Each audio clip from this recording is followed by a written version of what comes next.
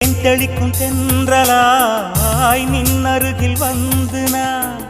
சேலை நதி ஓரமாய் நீந்தி விளையாடவா நாளும் மின்னல் கொஞ்சம்